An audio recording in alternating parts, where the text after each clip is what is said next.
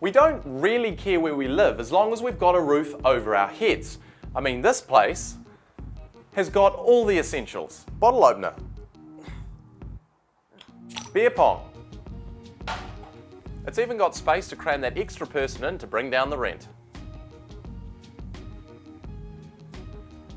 But one day we'll probably want to get a place of our own, even if it's just to get away from those funny noises coming from our flatmate next door. But maybe we should start to have those conversations now, so one day we can go from this to this. So, what are some top tips when you're wanting to buy your first home? Is figure out exactly what it is you want and what it is you don't want. You know, how many bedrooms, what suburb, and in particular, how much money do you have to spend or how much do you want to spend? That was Ray White real estate salesperson Shani Anand Barron. Prices for homes can vary from hundreds of thousands to millions, which is a lot of money. So how can we afford to buy a home?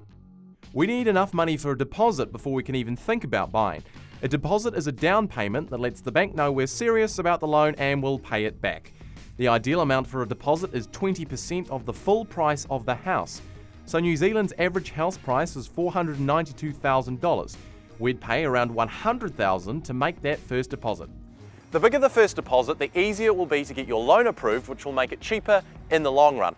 But first of all, we've got to get the money. KiwiSaver is an option where we can save our money for when we get old and retire. But as first home buyers, we can pretty much take all our savings out. So if we've been saving to our KiwiSaver for at least 3 years, we could get our hands on between $5,000 to $10,000 extra. If we borrow with someone else, we can combine that to get up to $20,000 extra if both of us have been using KiwiSaver for 5 years. Now to help pay for the rest, we can get a mortgage. When you're buying your first house, it is unfortunately a big loan. So for that reason, the term of the loan tends to be over a really long period. That was Colin Davis, a mortgage advisor. So if we were to get out a $392,000 mortgage, that would cost us around $800 fortnightly. If we were renting a property for the same price and we split that with our partner, that'd cost almost $400 a fortnight to rent.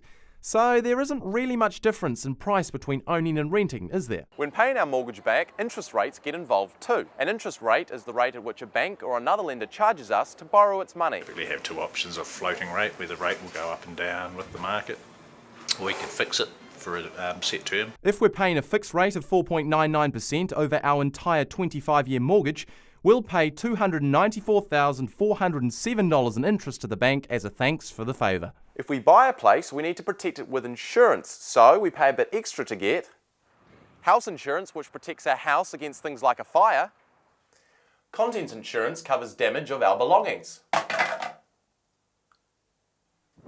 Plus we also get EQC insurance for a natural disaster. Don't forget, once we buy a home, we have to pay rates to city councils to cover the costs of rubbish, water and roads. So, the Kiwi dream of owning a place to call home, is it a reality? You have little checkpoints here and there, you know, win a race, buy a PlayStation 3, take a girl to a movie day. But you want to own a house at the end of it. That's going to be impossible. And Sam from the Block NZ says it's all about the money. Members of your family, just try whatever you can to get that deposit going.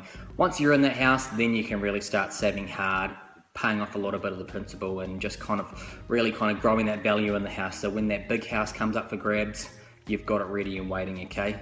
Keep saving, don't spend too much, not too much on beers.